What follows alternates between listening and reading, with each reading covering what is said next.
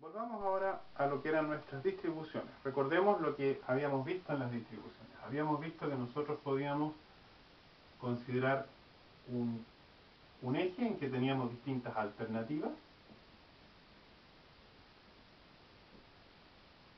para los eventos, de eventos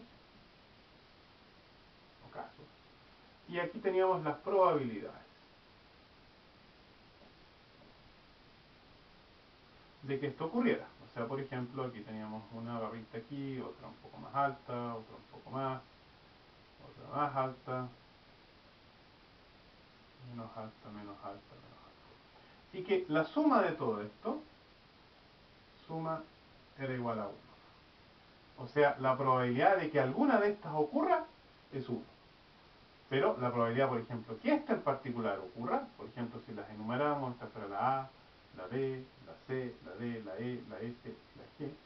Si, por ejemplo, la probabilidad de que la D ocurra, entonces teníamos que mirar a qué probabilidad ocurría, correspondía, y podíamos entonces determinar.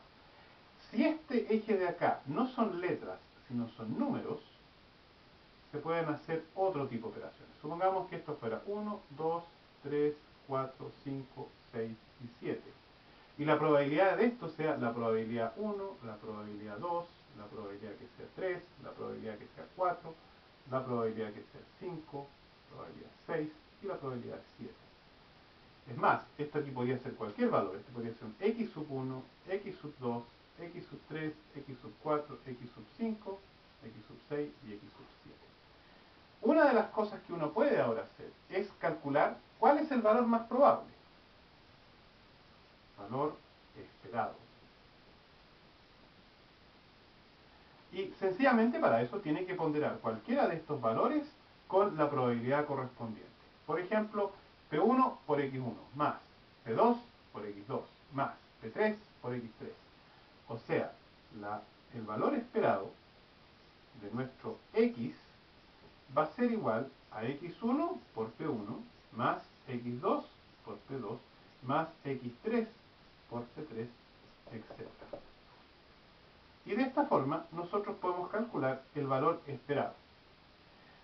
Si fuera un continuo, porque esto aquí lo hicimos en forma discreta, y en vez de esto existiera una función, llamémosla p de x, entonces el valor esperado incluso se podría calcular con una integral, en que vamos a integrar sobre x, el x multiplicado ahora por la función de probabilidades, la distribución de probabilidades, en función de nuestro x.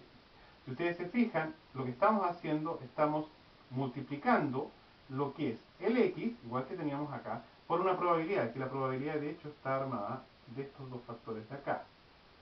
Esto es la probabilidad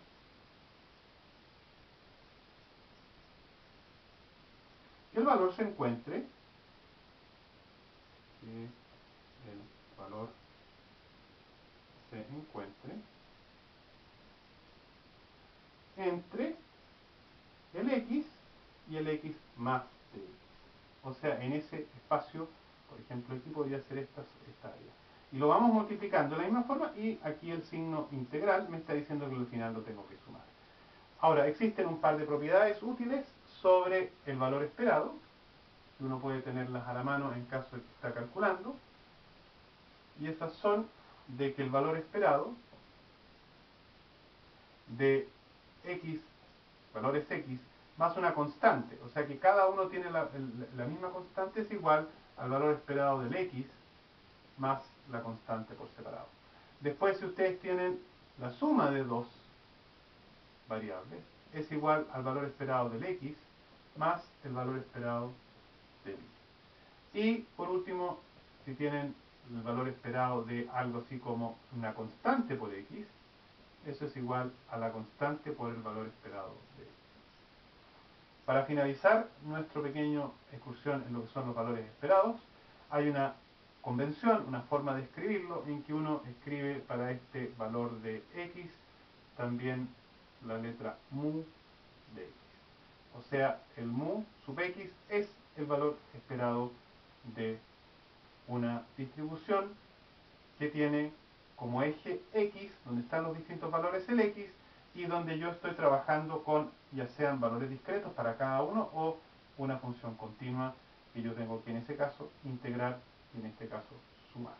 Veamos ahora qué podemos hacer con este valor que ya nos está describiendo aproximadamente dónde se encuentra la mitad de mi distribución, porque en delante lo que habíamos visto es que si ustedes hacen este ejercicio, ustedes obtienen una distribución, el valor esperado va a estar en alguna parte por acá.